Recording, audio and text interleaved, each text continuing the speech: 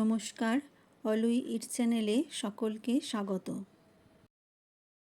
যখন আটা মাখতে ও বেলতে ভালো লাগবে না, তখন এইভাবে খুব সহজে ও খুব কম সময়ে বাড়িতে বানিয়ে নিতে পারেন গোলা রুটি। খেতেও খুব মজাদার। একঘেয়েমি কাটিয়ে এইভাবে বানালে বাচ্চা বড় সকলেই খুব খুশি হবে।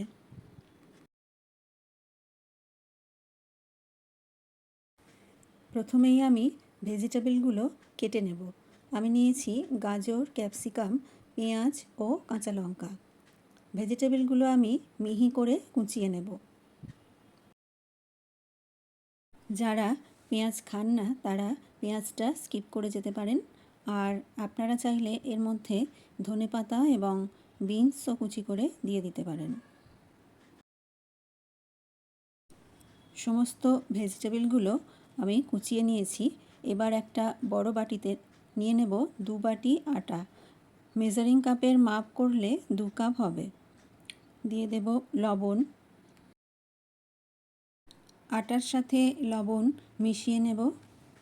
এবার দিয়ে দেব কেটে রাখা ভেজিটেবলগুলো।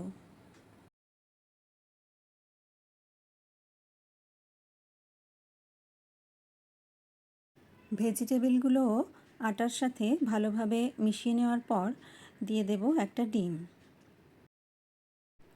আমি ডবল কুসুমের একটি ডিম দিয়েছি।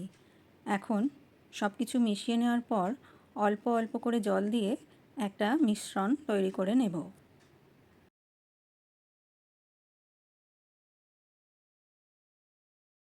মিশ্রণটির কনসিস্টেন্সি আমি মিডিয়ামই রেখেছি।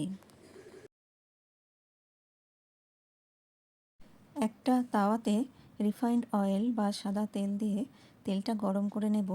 এরপর গ্যাসের ফ্লেম কম করে 1 হাতা মিশ্রণ তাওয়াতে দিয়ে হাতার সাহায্যে স্প্রেড করে দেব।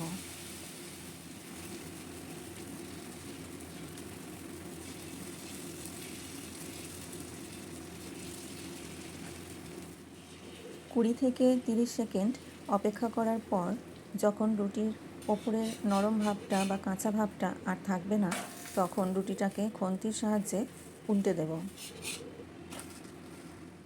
প্রয়োজন মতো সাদা তেল দিয়ে কয়েকবার উল্টে পাল্টে ভেজে নিলেই তৈরি হয়ে যাবে আটার গোলা রুটি।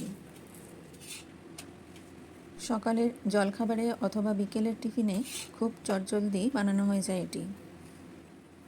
আমার আজকের ভিডিও যদি আপনাদের ভালো লাগে তবে একটা লাইক করে শেয়ার করে দেওয়ার অনুরোধ করব। চলে আসবো অন্য কোনো রেসিপির সাথে নিয়ে। ভালো থাকবেন সকলে। ধন্যবাদ।